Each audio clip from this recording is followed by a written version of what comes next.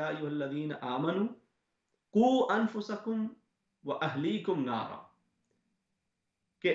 ऐ अहले ईमान, अपने आप को और अपने घर वालों को, अपने अहले खाना को उस आग से बचाओ कि जिसका ईंधन लोग हैं और पत्थर। क्योंकि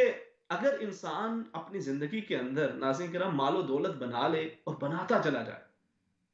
वो वो सब कुछ बना ले जिसकी वो आरजू रखता है, वो सब कुछ तामीर कर ले, मुख्तलिफ एक के बाद दो, दो के बाद तीन गाड़ियां हैं, मकानात हैं, बिजनेसेस हैं, कारोबार है, बेहतर से बेहतर जॉब है, प्रमोशन है, हाई लेवल के ऊपर आप पहुंच चुके हैं। इन तमाम चीजों के बाद अगर कैफियत ये हो कि इंसान अपने रब से गाफिल हो जाए और रब के साथ जो उसका ताल्लुक है वो पसे पुश चला जाए, तो फिर क्या होता है? नबी करीम सल्लल्लाहु अलैहि वसल्लम ने इरशाद फरमाया कि जिसने सब कुछ पा लिया, माली तौर पे मादी हवालों से सब कुछ पा लिया, मगर अपने रब को खो दिया, तो समझो कि फकत फकत तकुल्ला शै, तूने हर चीज को खो दिया। बज़ाहिर हो सकता है लोगों की नजरों के अंदर आप बहुत बड़े बिजनेसमैन हो, बहुत बड़ा आपका मकाम हो, बड़ी आपकी दौलत की शोहरत हो, लेकिन अल्लाह के यहाँ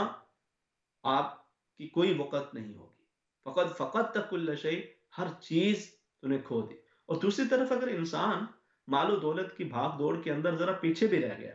लेकिन उसने अपने रब के साथ अपने ताल्लुक को कमजोर नहीं पड़ने दिया, रब ताला ने जो फराइज उसे सौंपे थे वो उनको पूरा करने के अंदर लगा रहा, और वो रब ताला की